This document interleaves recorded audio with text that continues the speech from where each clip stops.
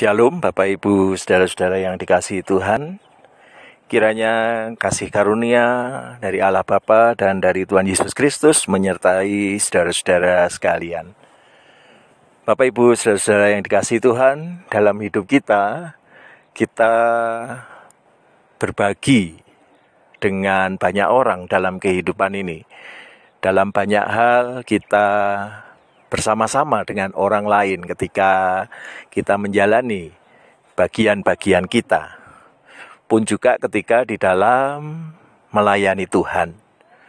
Ada satu hal yang menarik bahwa di dalam kita melayani Tuhan, aspek kolegalitas, kebersamaan dengan kolega, kebersamaan dengan teman menjadi hal yang penting untuk diupayakan.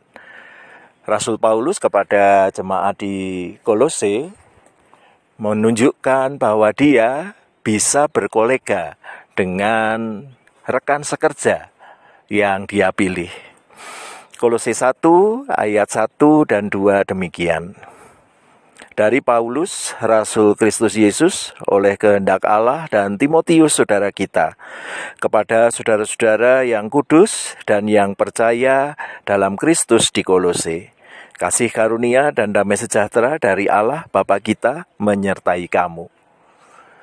Bapak Ibu, saudara-saudara yang dikasihi Tuhan, salam dari Rasul Paulus di dalam suratnya kepada jemaat di Kolose ini menunjukkan bahwa Rasul Paulus adalah orang yang bersedia berkolega dengan baik dengan Timotius yang pada saat itu sebenarnya adalah muridnya. Bahkan di dalam bagian-bagian yang lain disebut sebagai anak rohani. Tetapi ketika Rasul Paulus sedang menyapa jemaat di Kolose, dia menyampaikan sapaan itu dengan menyebut nama Timotius sebagai kerekanan yang dekat. Jadi Rasul Paulus mengatakan bahwa dia dan Timotius menyapa saudara-saudara di Kolose.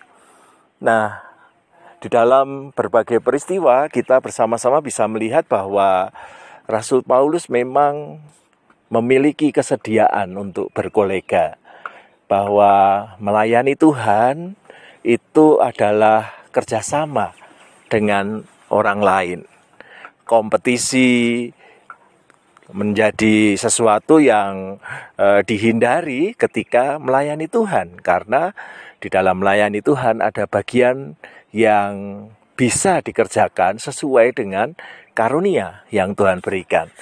Dan dengan demikian saling menghargai kelebihan di dalam melayani akan memberi ruang bagi orang lain untuk berkarya bersama-sama. Dan disinilah Rasul Paulus menunjukkan keteladanan yang luar biasa. Dia terus memberikan dukungan kepada kolega-koleganya, melibatkan kolega-koleganya dan bahkan pada saatnya membiarkan kolega-koleganya itu bisa melampaui dirinya. Nah, ini yang saya rasa menjadi hal yang berharga untuk kita perjuangkan di dalam melayani Tuhan. Kita perlu membangun kolegalitas dengan siapapun juga yang ada di sekitar kita. Dan dengan demikian bersama-sama kita menjadi saluran berkat Tuhan. Kiranya Tuhan memampukan kita semua. Amin.